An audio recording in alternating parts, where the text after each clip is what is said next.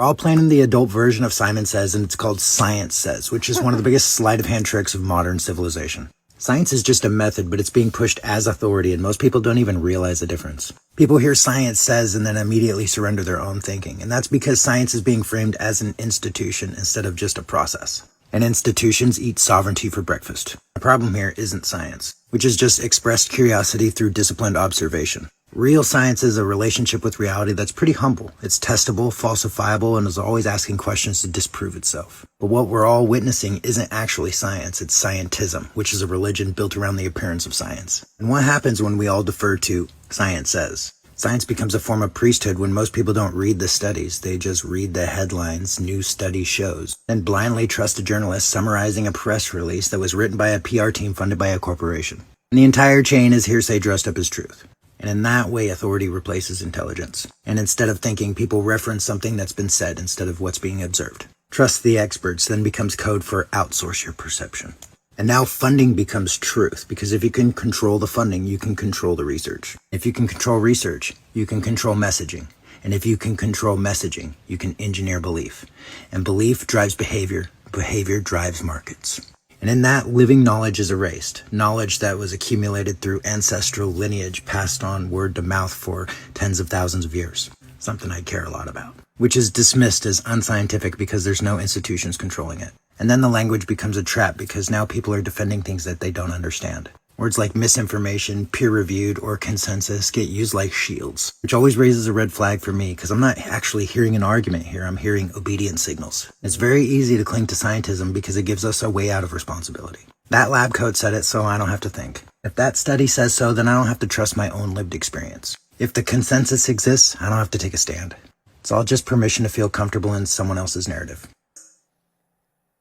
That video should be on every television station, every social media outlet, every radio station in the world, played nonstop, 24 hours a day. This guy should get a Nobel Peace Prize and an award for putting that much critical information in one place in a short period. That is probably one of the most important videos in the world right now, in my opinion. Everything he said is absolutely, utterly true. And I mean that. You know, most of you know who I am, and I've been in my profession of holistic health, high performance conditioning, rehabilitation, healing for 42 years.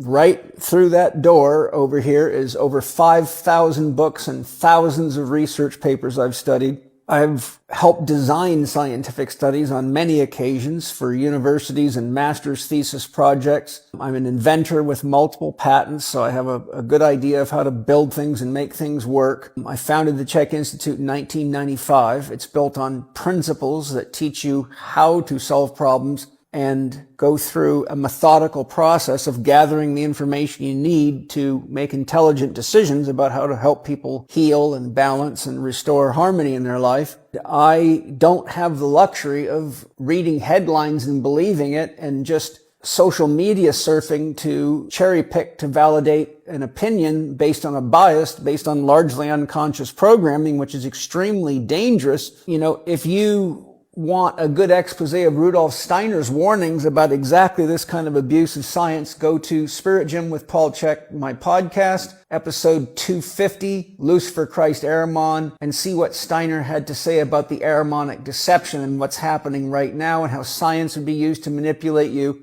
And he warned that half-truths and quarter-truths are much more dangerous than whole truths, and that statistics would be used to manipulate people's minds, to coerce them into doing things that could be devastating to their own health and well-being and spiritual development. And I talked a lot about Steiner's concerns with vaccines during COVID because of these very, very issues, which science was being utterly abused then and it is now. Statistics can be used to lie. You know, for example, somebody can say, hey, I got second place in a marathon, and your assumption is that there was a lot of people there and they did really good, but they didn't tell you there was only 2 people in the marathon. So that's one way of manipulating things with statistics, by just giving you just a little bit of information.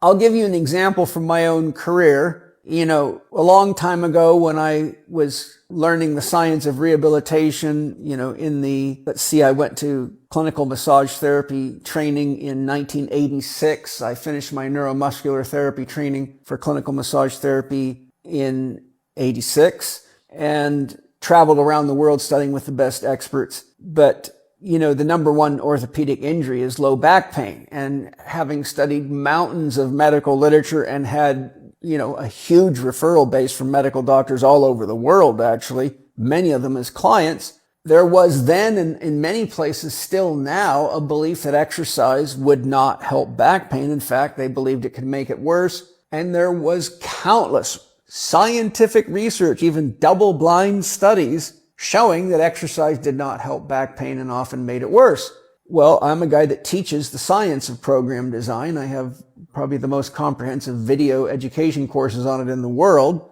And every single research study I looked at, it was dead clear to me that they did not have a clue about the science of how to apply reps, sets, loads, tempos, and rest periods to get a specific result based on the type of muscle or muscle group or fiber type they were conditioning and the specific outcome that the therapist should have been intending to get. Physical therapists aren't taught this, chiropractors, osteopaths, medical doctors, it's just not taught. Not to mention the fact you have to have a comprehensive understanding of anatomy, kinesiology, and biomechanics. In other words, the sciences of human movement, and an understanding of exercise and its applications to know which exercises to choose to actually put together an exercise program to rehabilitate low back pain or any other musculoskeletal disorder. So when I would look at the variables that they used, oftentimes they didn't even publish them because they just gave an exercise without any variables, which is, kind of like giving a child a gun and not teaching it which end to point with. The selection of exercises was absolutely ridiculous. And I could go on and on and on about the science of that. So the point is, doctors who knew nothing about exercise seldom ever read the design of the study, nor did they know enough about the study design to determine if it was a valid study or not, yet immediately made assumptions came to the conclusion that exercise wouldn't help back pain, and yet I had to rehabilitate countless doctors from often severe low back pain doing exactly what they were told in medical school and what they believed would never work, which was confusing to them, so I had to teach them all this stuff, which then opened their mind, they got better, and I got lots of referrals. So a couple of key points. It doesn't matter what is said in a scientific study as a short headline. It does not matter what is said in an abstract. Unless you have enough knowledge to look at the study and know enough about the design of it and the key factors involved, such as the technology being used, the intention of the research, the outcome, what it means, what was the methodology, was it an empirical study, was it a blind study, a double-blind study, or you're going to get completely lost and you can make the most dangerous assumptions you can even imagine. And the world is swimming in them. So what would I suggest you do? I would suggest that before you believe anything that a research study says, look what COVID did. All you got to do is look at the research coming out now and compare it to what was said during COVID, and you'll see it's a complete reversal. And so the point is, if you really want to know something about something because it's important to you, like how do you heal from a specific illness or injury, or what are the best materials to build something out of, if you don't have the background in your education, find somebody that does. Find somebody that's very skilled, has a good track record, is not just an intellectual, a university professor, but someone has time in the field that can sift through the BS and tell you whether that paper's worth the paper it's written on. And I'll close with one more example. It is, to this very day, being promoted that organic food is no more nutritious than commercially raised food. Now that fallacy is being promoted by large food manufacturers because they don't want to meet the requirements to grow organic food, to meet a real organic certification, because they want to avoid all the hassle and, the cost of it. And so what they do is they publish literature that looks like scientific literature that's coming from universities that they fund, and they provide the so-called organic foods to study and the so-called non-organic foods to study, And then the research says there's no difference, but what they don't tell you is that they have a bogus organic certification that's not even real, that they just make up. They create a certification like a prop-up business, like a shell company, and they don't farm the food organically. They don't even know how. Most of them, I'm sure, are quite confident. And then it gives you the illusion. So the British Soil Association, probably, 15 years ago when I was doing research to write my book, How to Eat, Move, and Be Healthy, gathered 128 studies. Of those studies, I think, if I remember right, only 28 of them, I'm trying to remember because it was a long time ago, but the point is that there was like 128 studies comparing organic food to non-organic food. Many of those studies said that there was no difference. Some of those studies showed slight improvements in the nutrition value of organic food, but a grand majority of them showed that there was a significant difference. So they got a panel of soil scientists and food scientists together and experts, and they analyzed the study design and the parameters and the variables of each of these research papers. And of the 128 of them, they deemed that 100 of them were scientifically invalid because they were so poorly designed that the outcomes they were getting could not be reliable because it was bad science. Of the 28 papers that were valid, that were scientifically done, 100% of them showed significant benefits in the nutritional value of organic food.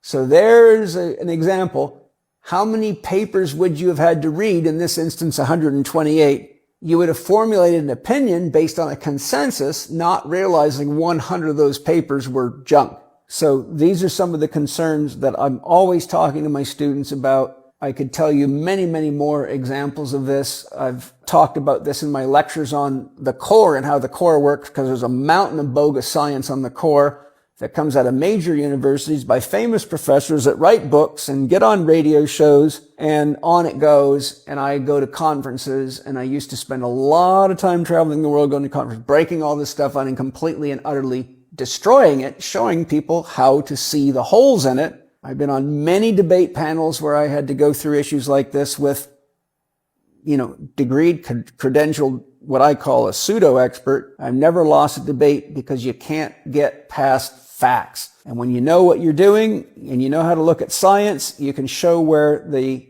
limitations are, where the false conclusions are, and you can actually help people design real scientific studies to test a hypothesis.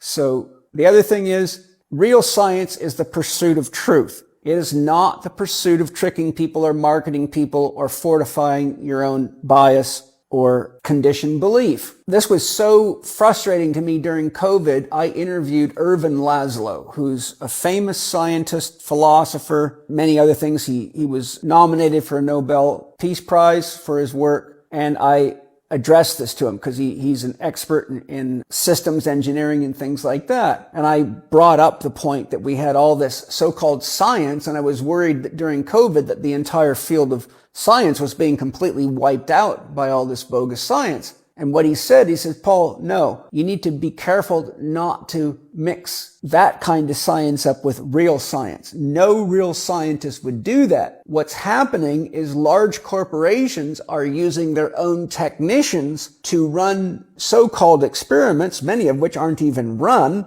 to create the illusion of science. But it's actually not science. It's technologically driven propaganda bought and paid for by corporations and should not be confused with science. But like the guy on the video said, it's being promoted as science. And because we're now in a scientific, materialistic, techno-fascist environment, and we now have science as religion, which is extremely dangerous, people fall for it hook, line, and sinker. So those are some of my concerns. I hope you're just as concerned as I am, because if you're not, well, it could cost you your life.